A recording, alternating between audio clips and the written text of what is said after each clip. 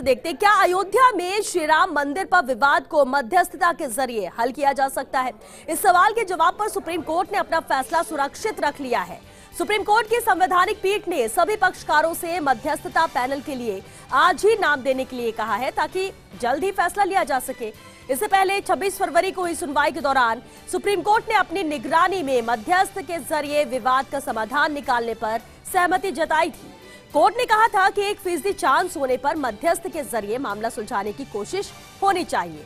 अब मध्यस्थता के जरिए यहां पर हल निकलेगा या नहीं, इसे लेकर फैसला सुरक्षित रखा है सुप्रीम कोर्ट। और चलिए, कोर्ट ने तो फैसला सुरक्षित रखा है, लेकिन इस बड़े मामले को लेकर वकीलों का क्या कुछ कहना है, प्रतिक्रिया जान लेते हैं। देखिए, हिंदू महासभा का क्लियर स्टैंड था और रामलला विराजमान का क्लियर स्टैंड था कि इस मैटर में मीडिएशन नहीं हो सकता है। ये भगवान राम की जमीन है और हम सिंगल इंच कॉम्प्रोमाइज नहीं कर सकते हैं, इसलिए इस मैटर को मीडिएशन के लिए ना भेजा जाए। और अगर आपको इस मैटर को मीडिएशन के लिए भेजना है तो आपको पब्लिक नोटिस इश्यू करनी पड़ेगी। नहीं, हमारा जो ये तर्क है कि हाई कोर्ट के समक्ष सेक्शन 89 का प्रयास हाई कोर्ट ने किया था आर्गूमेंट सुनने के बाद, और वहां पर जो मुस्लिम पक्ष के लोग थे उन्होंने उस पर समर्थन जाहिर नहीं किया, तो अल्टीमेट जो रिजल्ट होने वाला यही होना कि वो मध्यस्थता फेल कर जाएगी। हम लोग चाहते कि अब किसी तरह का समय बर्बाद ना हो और इस पूरे मामले पर कोर्ट का फैसला है। सुप्रीम कोर्ट में आज ही सुनवाई पर विवादित स्थल के पक्षकारों का क्या कुछ कहना है, आइए वो भी सुनते हैं।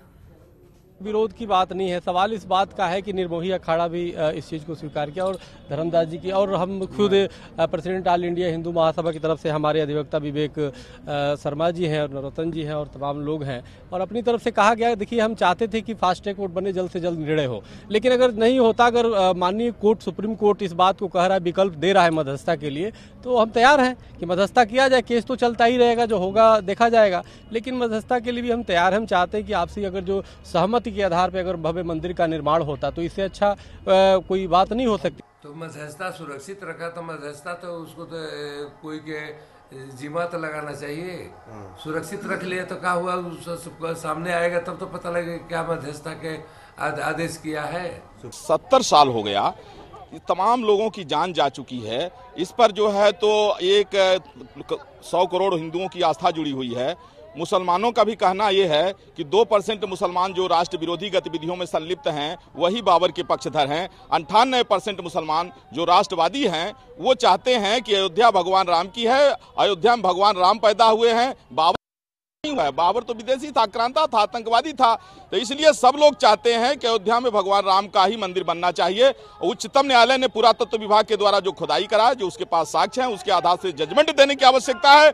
अगर उच्चतम न्यायालय इस मामले को फिर लटकाना चाह रहा है तो निश्चित रूप से देश के लिए दुखद होगा। क्योंकि हिंदू पक्षकार भी कहता है कि हम कोर्ट की मानेंगे, मुसलमान पक्षकार भी कहता है कि हम कोर्ट की मानेंगे। अगर सरकार का जो है कोर्ट का, संविधान का, ये सब सारे सिस्टम एक साथ हो जाएं और कोई ना कोई निर्णय इसका निकालें, जो हम चाहते हैं कि ये हिंदुस्तान में एक ये राजनीति ऐसी हो चुकी है कि इससे पूरा हिंदुस्तान को लोगों को परेशान किए हुए है।